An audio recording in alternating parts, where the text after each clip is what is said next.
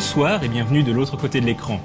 Parfois sort un jeu dont la singularité brille telle une étoile capable de montrer le chemin hors d'un sombre océan de conformité. À sa sortie en avril 2005, Exil a été l'un de ces jeux, un univers unique et ambitieux qui a su marquer le renouveau de la création rôlistique française. Bienvenue sur Exil, la lune recouverte d'un océan noir, où sur les antiques nécropoles cyclopéennes des anciens se dresse désormais une cité d'acier tout à la fois brillante et décadente, sublime et malsaine. La lune d'Exil gravite autour de Forge, une froide planète où de multiples cités-états se livrent à un conflit permanent. Les exiléens, eux, regardent de haut les primitifs forgiens. Pourtant, les humains qui peuplent ces deux mondes ont des origines communes, ailleurs. Ce sont les anciens qui les enlevèrent à leur monde natal pour en faire leurs esclaves, bâtissant pour leurs maîtres de gigantesques tombeaux sur la lune aquatique. Mais la race des anciens était mourante et finit par s'éteindre. Avec eux, la technologie des portes d'airain, reliant Forge et Exil, fut perdue pendant de nombreux siècles. Les humains de part et d'autre évoluèrent donc différemment jusqu'à ce que ces portes soient réactivées par les scientistes.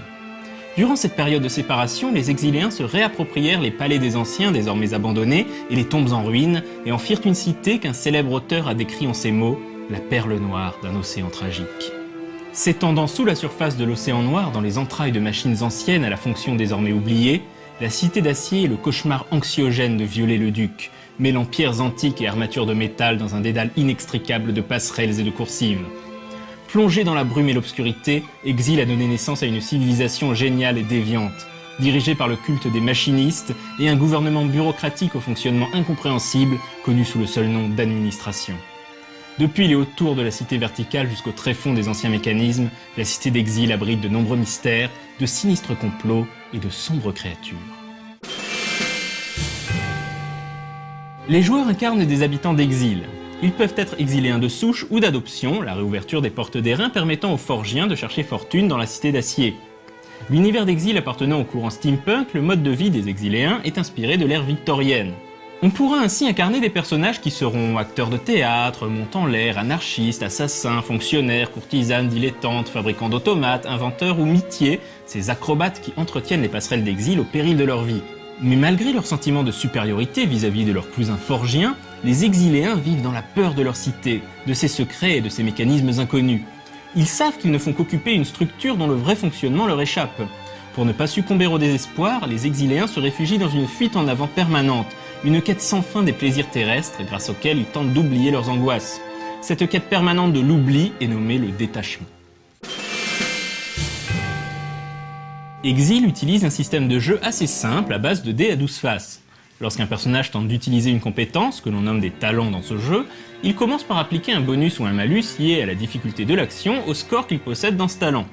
Par exemple, disons que le personnage veut utiliser son talent orateur pour calmer un groupe d'ouvriers en grève qui occupe une ancienne machine. Le personnage possède un score de 11 dans le talent. Le meneur de jeu, l'administrateur, décide que les ouvriers étaient énervés. Un malus de -2 s'applique. 11 - 2 égale 9, on a donc un seuil de réussite de 9 pour cette action. Le joueur va donc lancer un des 12, et s'il obtient un score inférieur à 9, ce sera une réussite. Exil est un jeu de rôle à la richesse incomparable. Chaque page regorge d'idées et l'univers est extrêmement fouillé. La description des différents aspects de la cité lunaire a bénéficié d'un travail énorme, et le livre de base décrit également les nations de Forge, si jamais les joueurs souhaitent élargir leurs horizons. Le système de jeu est simple et laisse la part belle à l'imagination et l'interprétation. Bref, Exil, le jeu de rôle, est à l'image de sa cité une perle noire. Le seul reproche que l'on pourrait faire est que le matériau est tellement touffu qu'il est facile de s'y perdre. Mais il est indéniable que l'on prend plaisir à s'égarer dans les dédales steampunk d'Exil qui tiennent tout autant de Jules Verne que de Kafka ou de Lovecraft. A noter que les auteurs du jeu, à commencer par Emmanuel Garbi, ont formé le collectif Ballon Taxi et plus tard les éditions John Doe. Exil, qui fut donc leur premier jeu, annonce déjà la patte John Doe, un éditeur qui s'est toujours démarqué par ses systèmes de jeux simples et originaux et ses univers débordants de créativité. Quant à moi, je vous dis à dans 2 semaines, et d'ici là, jouez bien!